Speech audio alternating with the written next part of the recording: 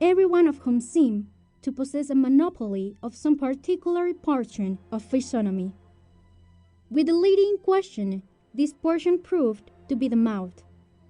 Commencing at the right ear, it swept, with a terrific chasm to the left. The short pendants, which she wore in either auricle, continually bobbing into the aperture. She made, however, every exertion to keep her mouth closed, and look dignified, in a dress consisting of a newly starched and iron shroud coming up close under her chin, with a crimply ruffle of cambric muslin. At her right hand sat a diminutive young lady, whom she appeared to patronize.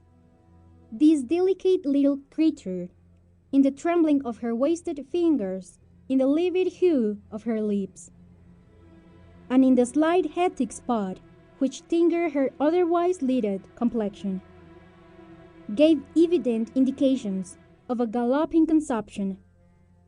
An air of gay extreme hunt tone, however, pervaded her whole appearance. She wore, in a graceful and decayed manner, a large and beautiful winning sheet of the finest Indian lawn. Her hair hung in ringlets over her neck.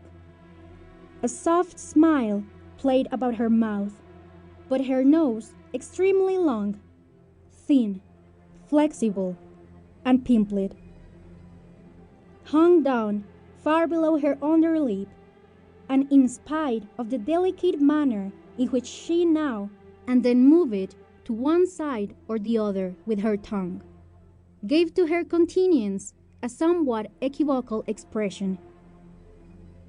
Over against her, and upon the left of the dropsical lady, was seated a little puffy, wizened, and gaudy old man, whose cheeks reposed upon the shoulders of their owner, like two huge bladders of Oporto wine.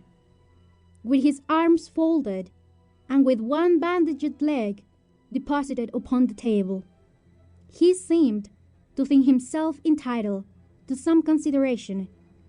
He evidently prided himself much upon every inch of his personal appearance, but took more special delight in calling attention to his gaudy colored shirt-out. This, to say the truth, must have cost him no little money, and was made to fit him exceedingly well, being fashioned from one of the curiously embroidered silken covers appertaining to those glorious escutcheons which, in England and elsewhere, are customarily hung up, in some conspicuous place, upon the dwellings of departed aristocracy. Next to him, and at the right hand of the president, was a gentleman in long white hose and cotton drawers, his frame shocked in a ridiculous manner with a fit of what Tarpaulin called the horrors. His jaws, which had been newly shaved, were tightly tied up with a bandage of muslin, and his arms being fastened in a similar way at the wrist.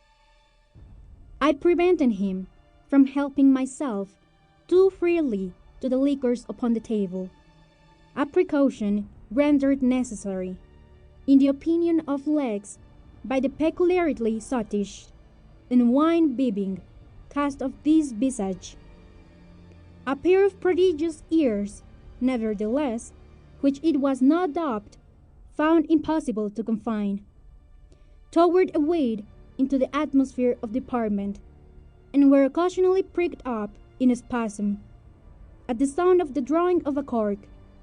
Fronting him, sixthly and lastly, was situated in a singularly stiff-looking personage, who, being afflicted with paralysis, must, to speak seriously, have felt very ill at ease in his unaccommodating habiliments.